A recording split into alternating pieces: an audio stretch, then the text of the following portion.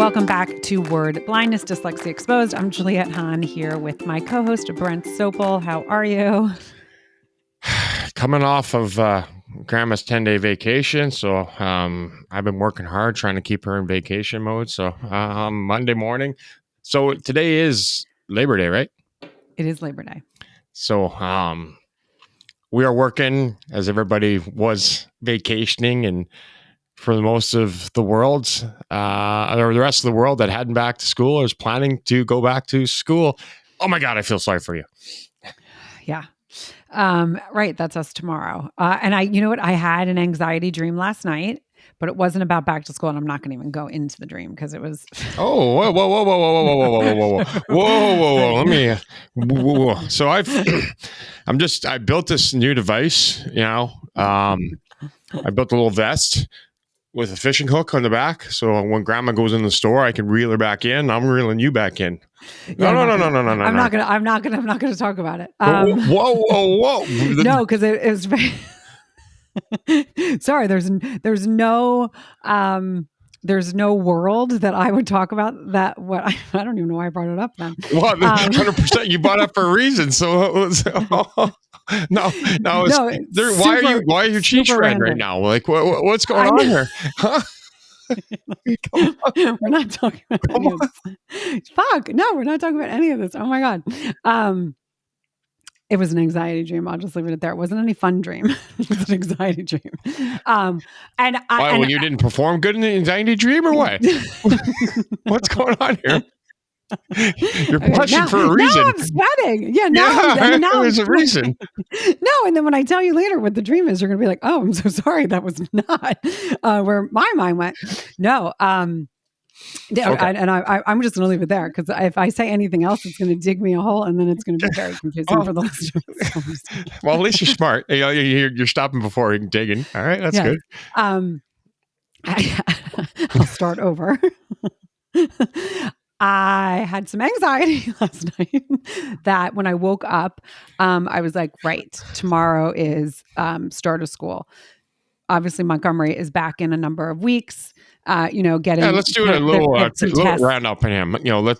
We've taped a couple. He's been there a couple weeks. So what's his update from your perspective? How's he holding up?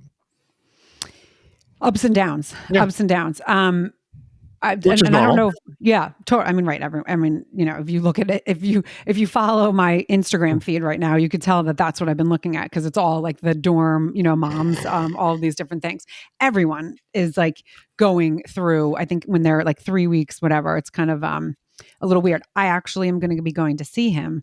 Yeah. Tomorrow, to see his game. So I'm really. So his game's on Tuesday when you get there.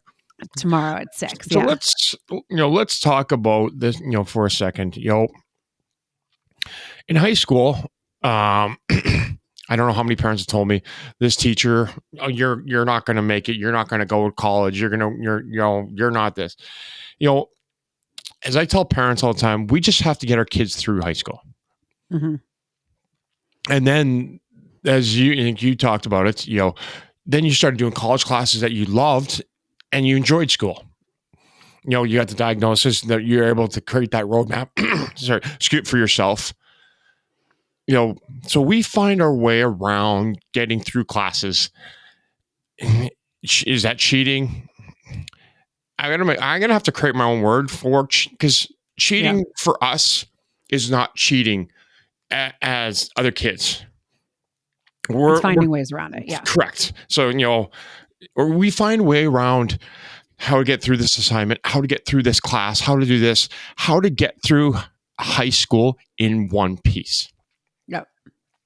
So when kids, not like me, because I should have fucking want to go to college, go to college, if you remember back, grade 9 for the Canadians, freshmen for Americans, they're finding their way around it. Or when they get diagnosed, if it's a little bit later, it takes them a while to figure out their ways around certain things, tests or answers, or how many times we go to write a sentence and rewrite it 16 times to figure out how that we can spell everything.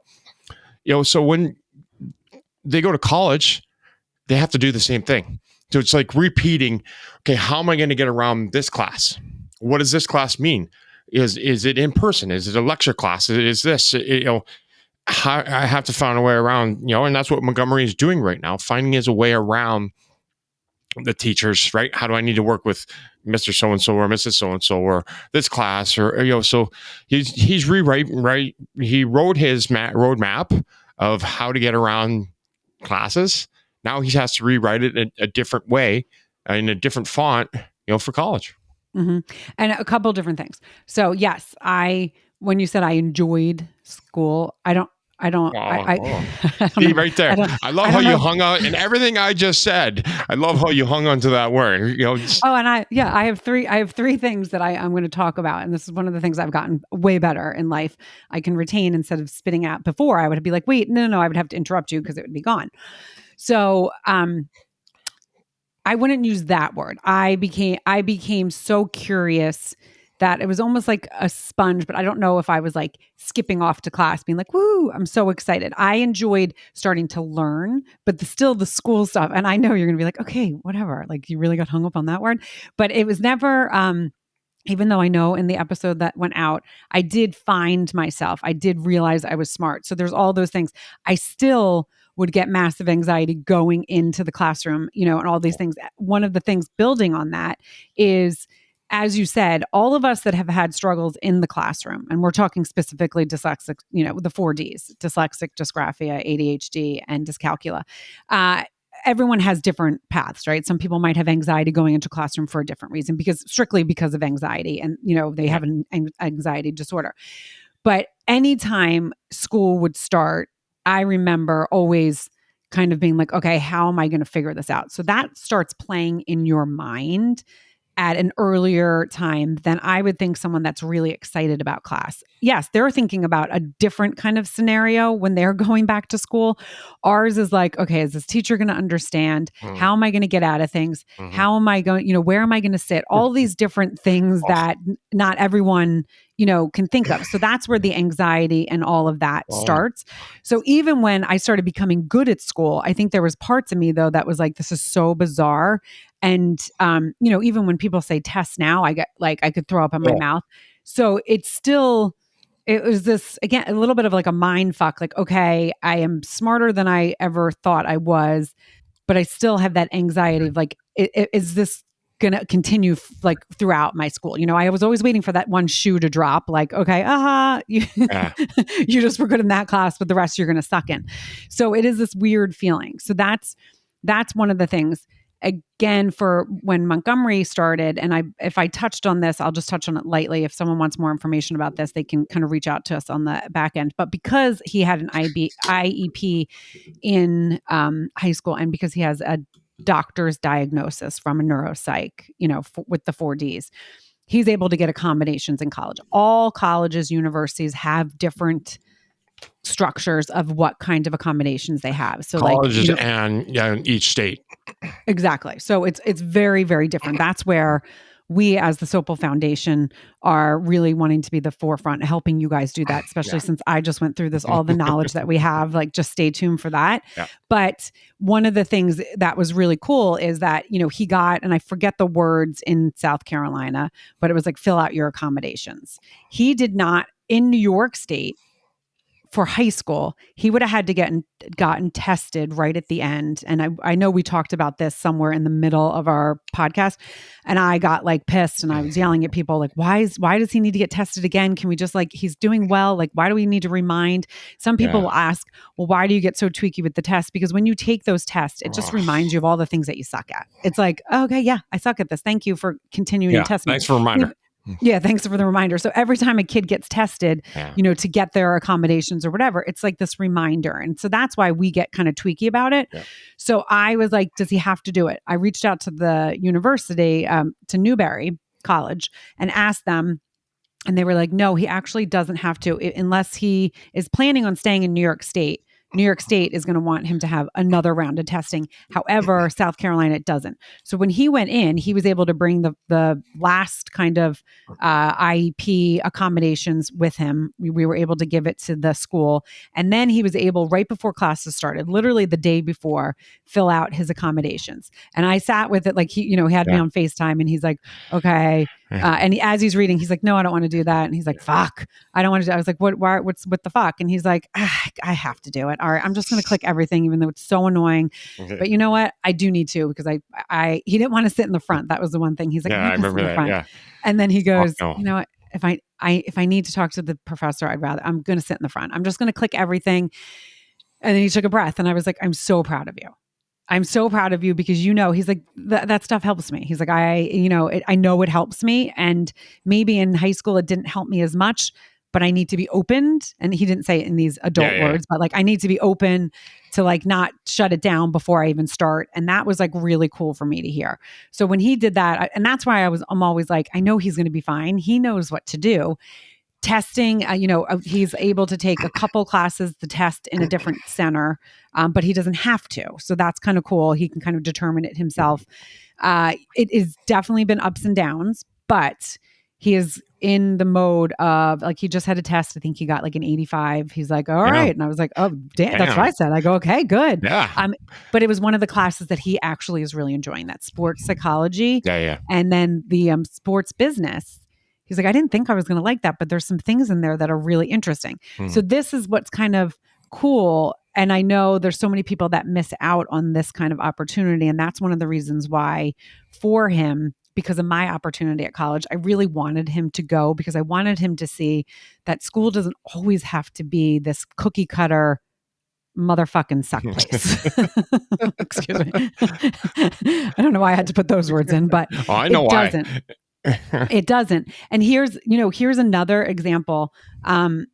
It's just, and I'm going to let you speak on that, but then I have another example where there are places that are good, that are better than others. And it's hard for us to know, but like, that's one of the things that we want to be able to provide people, like with states that are maybe stronger, and doing the research that we're doing and doing the experiences that we're doing. So when someone maybe is moving, or they, are searching, it's not, they're not like that alone of feeling. Yeah. Okay. You good? I'm good. Good. Thanks for checking. Wanted to expand on that. We're going to find out what states are like New York State, like where you have to get tested, right? We're also going to find out which of those states, and this will be part of the stuff that the information that we're collaborating and getting with the states that are the second language. Well, so thank you. Well, you finish. Go ahead. No, you're good. Go ahead. So that's one of the things. So South Carolina, so in New York and Connecticut, if you have a dyslexia diagnosis, you do not have to take a foreign language. So Montgomery's never had to take a foreign language, even though when we moved to New York, they kind of were like, well, wait. And I was like, and Illinois, you just throwing in that where we are have to have second language. I'm like, you can't do the first language. You want me to do second? Right. And this came from Yale. So this came from, and I never can say their names, but I always say the Schneederbachers. I won't say their names. Okay. Shaywitches. Thank you. I never can say. I always call them the Schneederbachers. Anyways. Whoa, what? The what? Schneederbachers, because I know it starts with, okay, perfect. I know it starts with an S, and so I never can remember. So, in my head, that's what they are. But so they did, one of the things that they did is, coming from Yale, they stated that you do not have to, when kids go to Yale, if they are dyslexic, they do not have to take a foreign language. So they pushed that. And that was one of the things that I grabbed onto. And I was like, thank God, because I failed every foreign language possible. So South Carolina is not a state that sees that. I want to make that a federal law. You're going to hear that on here. I'm going to say that on here. I want to make that a federal law for all dyslexics. So I've never said this, and I never, they want us to get good at a foreign language. So, and let's prefer. Some can. Some are very good at a second. So it's not pigeonholing. It's a choice. It's a choice, and that's what it should be. Is choice. And I've got all. You've heard me if you listen to our podcast. I got all these dumb lines. I always say you can't get to 2 till you get to 1. Well, I can't do the first language, but you want me to do the second? What fucking sense does that make? Mm-hmm. None. So I want to federally get that changed and work on that. It's not, in here in North America, I want to get that changed on a federal level for dyslexics. You've heard it here for the first time. I've never said that because it just put it out in the universe. I love it. Just as you're talking about it, and each state can, they have control of what they want to do, no problem at all. But it doesn't make sense when we can't do the first language. Why we have to have it, and why do they have to fight about it? Like, why? Who cares? Like, who cares? Let it be a choice. Like, who's got the stick up the ass? No, you know what I mean? And I'll say this: they don't understand us. You're right. That's where it comes back to. So, stick up the ass. Some of them might like that, but they, I don't judge, but they don't understand what us go through. And I was sitting there listening you talk, and I never thought, and I've never admitted this, I've never said that, I didn't really know how bad my anxiety was till just now. Mm-hmm. Elizabeth's like, "Oh, you're early again." I had an incident go on last week. Courtney Hall's lady's name, Good Morning Chicago on NBC, invited me down to downtown Chicago to tape an episode for the show. It's going to air in October. So taped it about the Stanley Cup dinner. And I went to the wrong place. And on her email, I went back and I called Elizabeth in there and highlighted yellow the address and where to be. And 2013, 2014, 2015. I had my own show on NBC, sports show, hockey, Sunday morning show, and I did some Sunday night shows. So I did a lot of stuff with NBC. So I didn't even look at that address. I went down there. We're half an hour early and lazy. The security lady, who was an absolute bitch. She was one of the worst human beings I've ever met. It was unbelievable. And then Courtney texted, "Where are you?" So I was in the wrong building. If Elizabeth wasn't there, I was so mad that I would have driven home. Mm-hmm. But we ended up going, taping, all that went well. But, my anxiety, and I just thought about, I have to be on the plane first. Because if I got to carry on and I don't find a spot for it, and I got to walk back through all those people because I don't have a place to put my carry on, it tweaks you. Oh my God. We talked about it this morning. I literally would not have shown up after I was in the wrong place. And it was on her email. She was clear as day. It all falls on my shoulder. It was just, I didn't even look at it. I didn't even look at the email because I've been there so many times. I've done it. Nope. So I can't even blame her. Yellow blocks. But you know what? Thank goodness she also texted you, because she could have been like, and I text her, and this is, again, things I did. I text her about 30 minutes in. I'm not just pulling in, again, Elizabeth's like, "Oh, we got to be early." But she saw what it does to me. I was angry. The embarrassment for me, not having a place for my luggage, for me going to the wrong place. Some people me not showing up.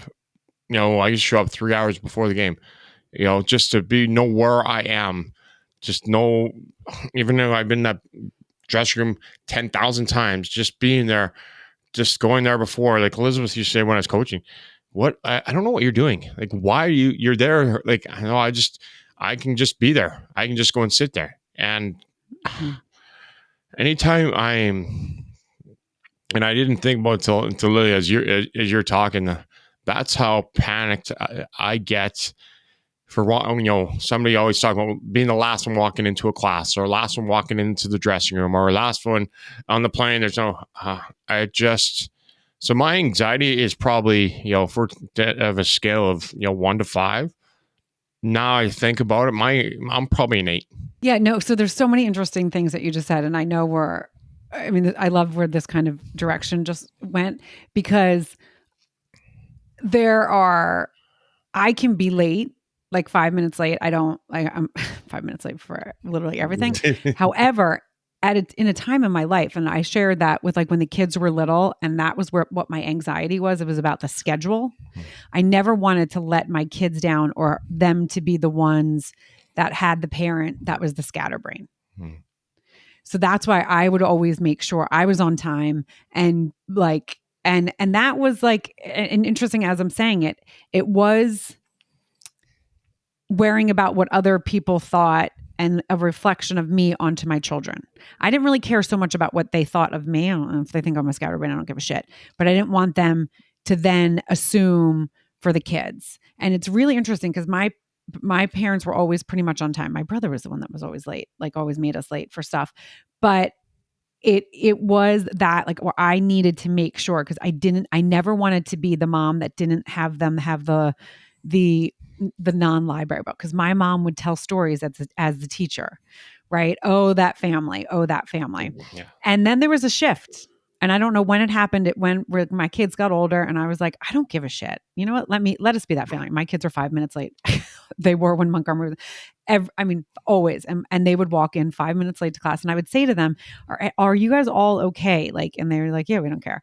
And I always found it really interesting, because that being late, right, is that like embarrassment of like, oh, but there was a period of time, and I don't know when I kind of let that go. And it was like, you know what? I don't care. There was a time even like when they were little, like I didn't care if they're like, Penelope hated brushing her hair. And we now know it's probably like a sensory thing, but she had this crazy hair, and and we lived in a town that was like, everyone had bows on. I mean, everyone was like, if they had a stain on their shirt, it was like, oh my God, like, whatever. And I let my kids dress themselves. They were always mismatched, always mismatched. They would have boots. Sometimes they would wear different shoes. I would let them express themselves, and they would have crazy hair, all three of them. And I remember people would come up to me and they'd be like, okay, you're not from around here. Like, now what does that mean? And I didn't care about that. I didn't care that my kids, if they looked messy, I would be like, no, when she wants to brush her hair, like it's too much of a fight. I don't give a shit. I like them mismatched. I did the same thing with my kids too. Lila, I have to aliens, like little pigtails. I'd have like 7,000 of them. And, one time the school called and said, I let Lila in, kindergarten, no underwear and a dress. Right. So now, like I said, I don't mean to jump in on this, but it's funny that you're saying that, because I'm thinking about, I was the same way. I didn't give a shit what anybody thought, about my kids, meaning, fuck you. Like, I didn't care. But me, if I'm late. Yeah, it's interesting, right? Again, none of this I've ever thought about it till you started speaking here this morning. So, obviously you didn't plan on going down this road, but it's funny that you said I didn't care. Lyle, you want to dress yourself? And my ex-wife, she'd go fucking bananas.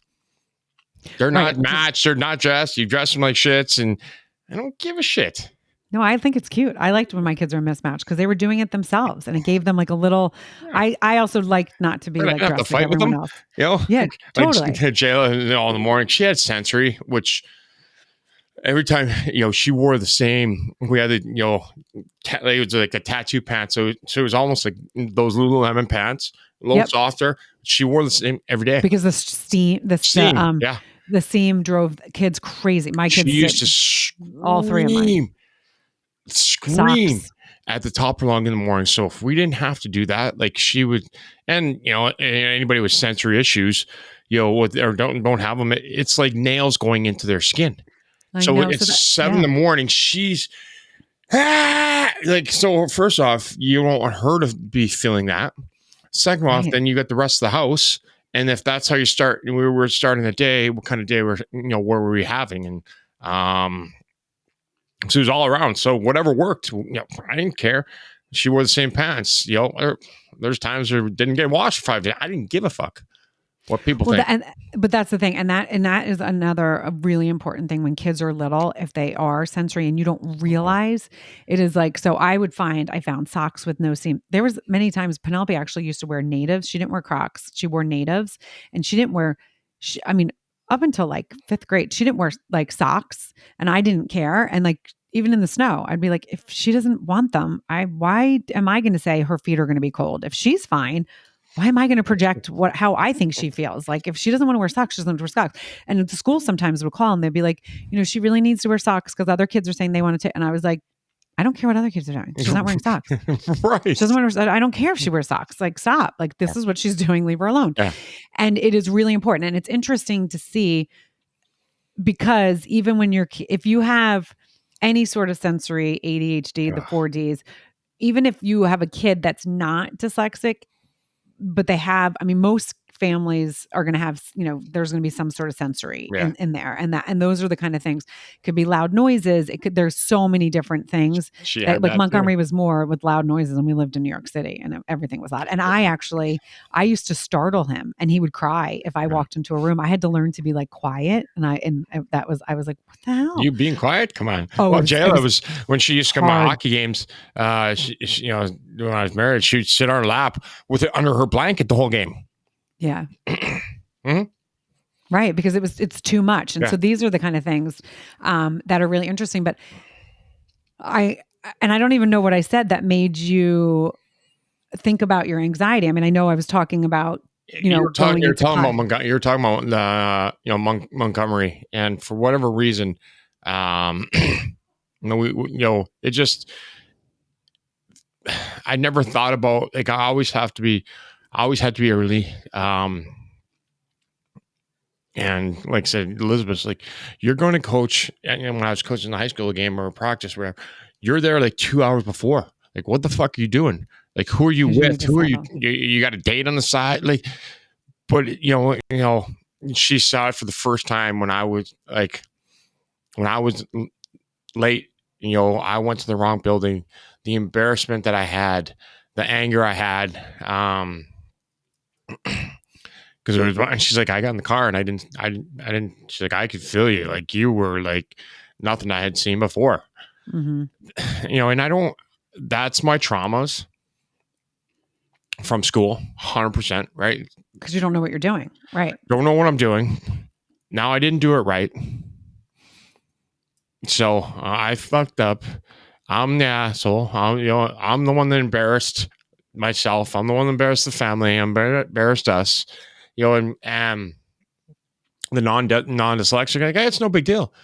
It's no big deal to you guys. But try doing that. What just happened to me, that's about the 10th millionth time. Now then it goes back to, and when I got there was 15 people waiting for me because they were taping a segment for me, right? So it wasn't a live show. In TV world, you can just kind of push it up and throw me at the back end. Or this was they were taping it, to air in a month. So there was your camera crew, your lighting crew, makeup crew, two hosts, everybody standing there waiting for me. Like, so now I walk into like a class where everybody, quiet class. You open the door. Oh, fuck. Right. No, it's right.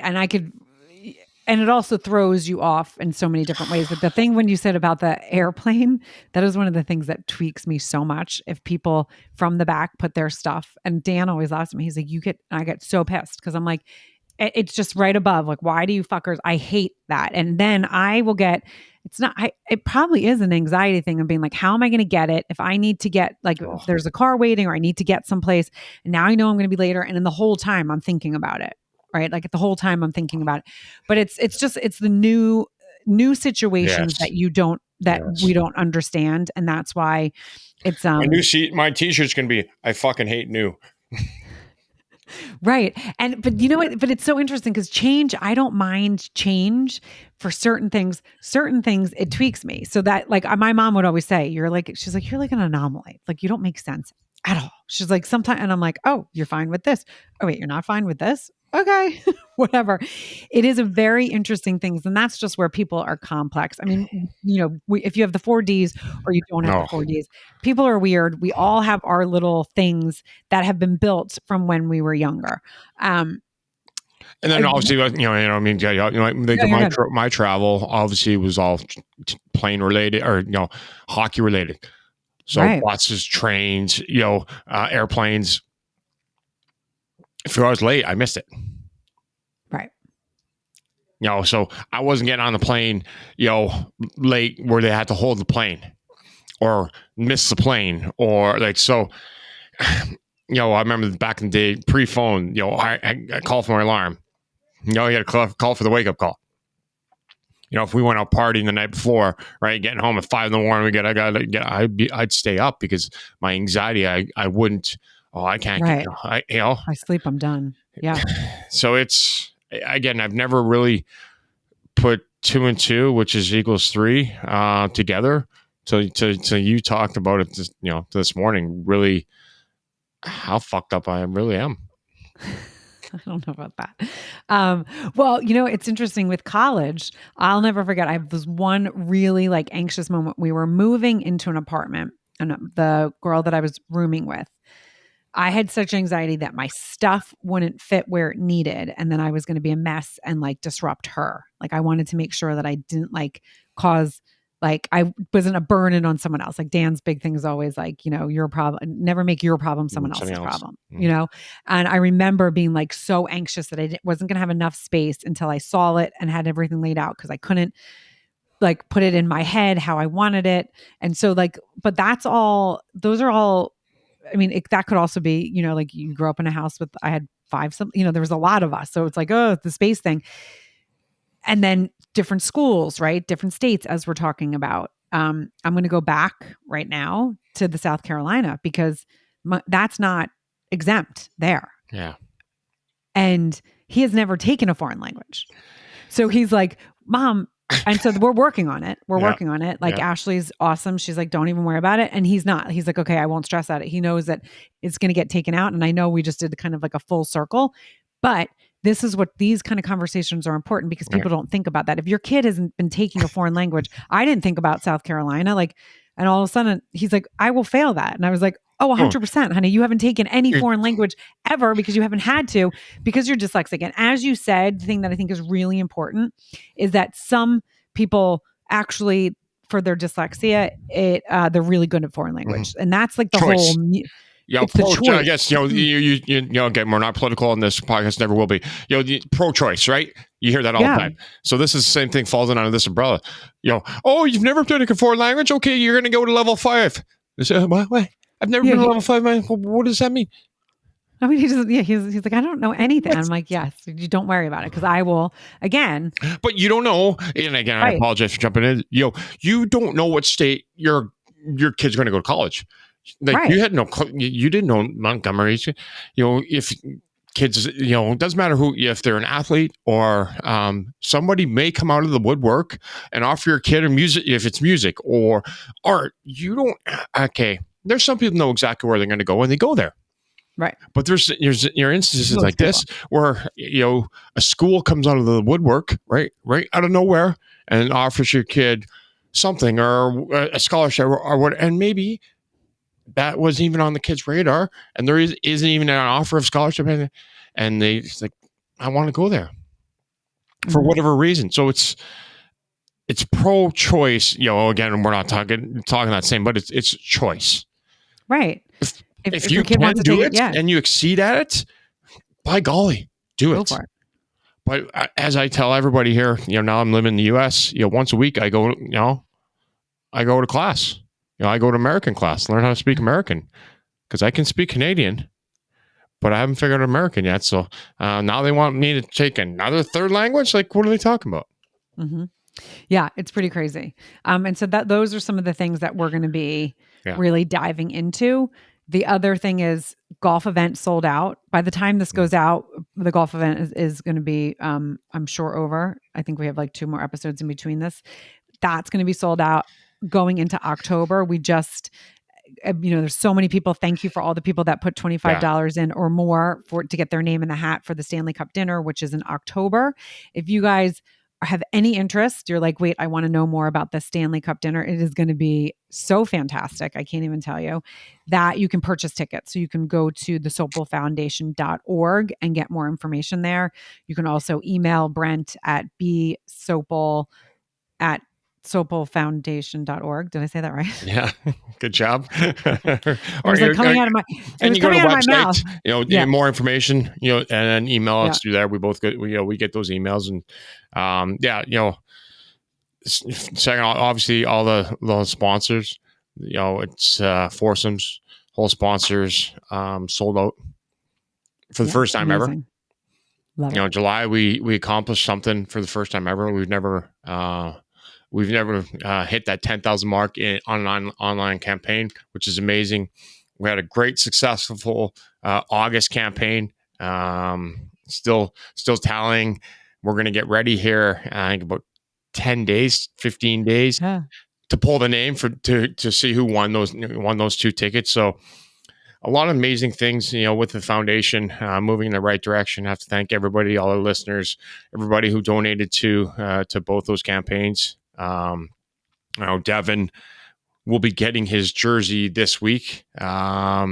He's a gentleman, if anybody remembers, that got us over the 7777. I told him, since I said White Snake's back, still here, right? Still, White Snake's still here. Since we had 10,000, Dad, it wasn't the frosted tips. Kate, it was like.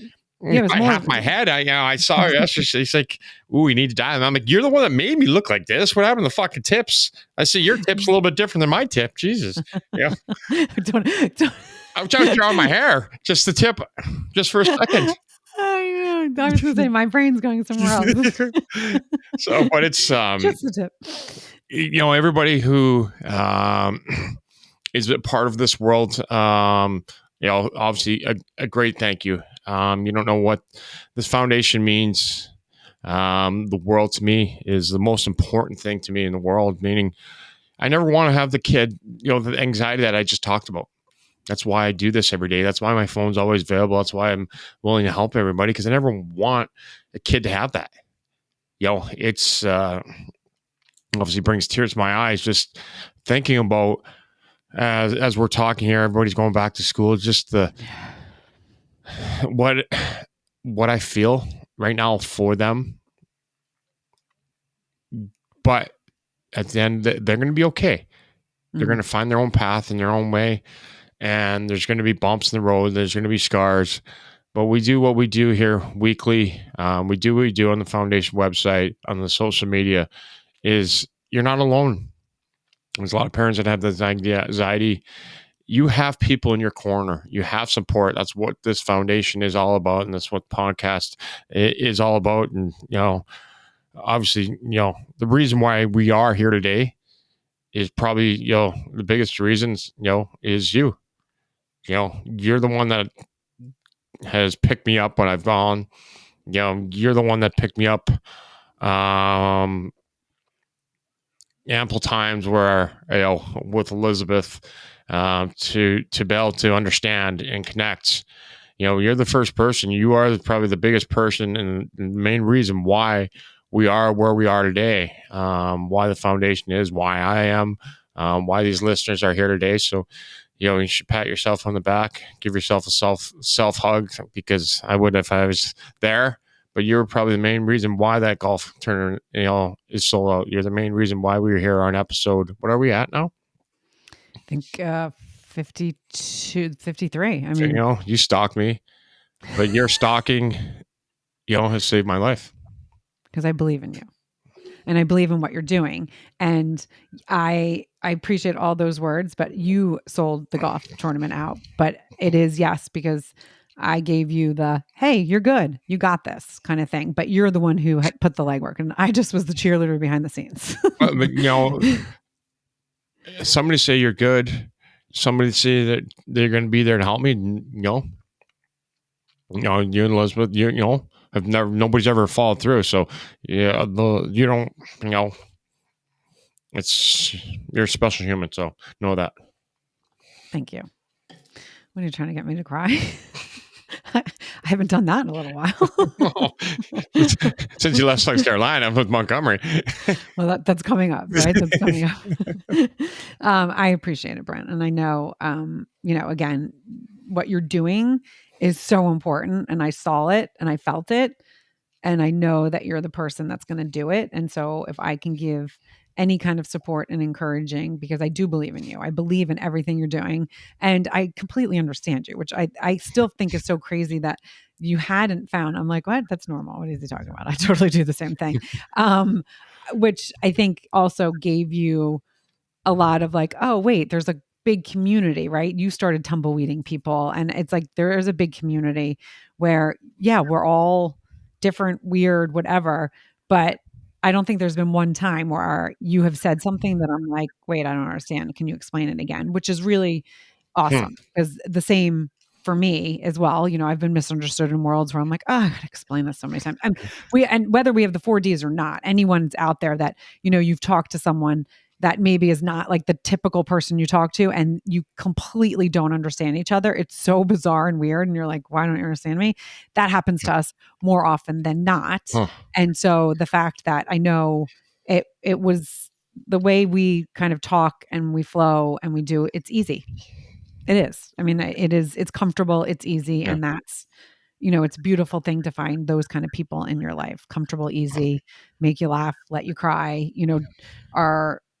and I hope everyone finds, a person, a friend, a partner, whatever it is that has that, because it is a beautiful thing.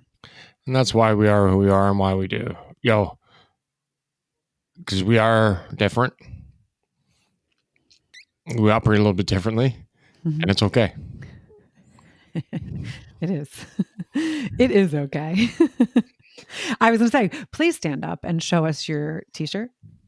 Big dyslexia energy. And that dyslexia came from a little person, not like a midget. Sorry, I don't think I was supposed to say that. I don't think I was supposed to say that. A child. Yes. That's how she pronounced it. Yeah. A little girl, grade 1, she went back, teacher, guess what? I got dyslexia. And the teacher called the mom, which we know well is helping out with some of these events, and the golf event and the cup dinner. And the teacher's like, I've been doing this, I think she's like 20 years. And I've heard a lot of things, but I've never laughed so hard in my life. I held it together, then I lost it. Dyslexia. Yeah. Dyslexia. So Brent that's the other thing that's going to be fun. There's going to be a bunch of some of these sayings, some of this fun stuff for apparel. Yeah. And I'm for March, March 1st, or excuse me, October 1st, the new website will be up of merchandise, sayings, new logo, t-shirts and hats and stickers and gibbets for the Crocs I got, pop sockets, all those things. So I've been working hard on that. There's different sayings, there's some good ones. Yeah, some fun ones. Yes, a lot of fun ones. Some QR codes in the back. So which is really cool. Which is really, really cool. So stay tuned. Again, you guys, you can go to sopalfoundation.org and stay up to date, because there's a lot of stuff happening. We talk about it all the time. There's a lot of stuff happening behind the scenes that you guys just don't even know what's going on. Brent is tirelessly working. We have a community of people that have, that again, we're tumbleweeding, that are like, hey, how can we help here? So, stay tuned, because there's going to be a lot of stuff as we're coming up on the year, which is crazy. I was actually just thinking this, like how quickly kids age and move. When we started this, I had a junior who was the oldest, and now he's in college. And it's just like, those 2 years are just insane, of the changing and all, Well, and just remember, let's go back, on your birthday, where you were. Yeah. That's like 6 months ago. I know. Isn't that weird? Yeah. I turned 50. Canada Day, obviously, the most important day, which is July 1st, not your 4th that you guys talked about. We had a little party. That seems like it was, it was only 60 days ago. It seems like a lifetime. Yeah. It goes so, the summer, I can't even believe it. I took that boating class. Yeah. Did I take the boat out myself? No. Well, but also the weather hasn't been great. Well, there's been like times where I'm like, why am I going to try to like go out on like rough seas? Like that's just stupid. But I also haven't like, it just hasn't fit in. Yeah. Obviously we were in Wisconsin last week and Elizabeth was trying to rent a boat. I'm like, I got out of that one. Also it was when it was 100 and felt like it was saying 107 degrees and, first time, going away for a couple days and 105 with a 98% humidity. I wanted to. That is not fun. Yeah. But okay, so stay tuned. Again, updates. One of the things that we're going to have also, and I'm going to say it here because I'm going to hold them to it, is Montgomery, who's obviously my son. You guys have heard me talk, and people are probably like, "Oh, really, Captain Obvious?"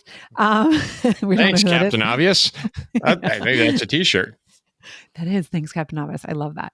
And then my nephew, who's going to the University of Tennessee, who's also dyslexic, he and I got into a really cool conversation about how their dyslexia is different and how it's showing up different at university and college because they're literally a week apart, and how Bradley was diagnosed first. They said that they would come on during Christmas break. So Montgomery said he would?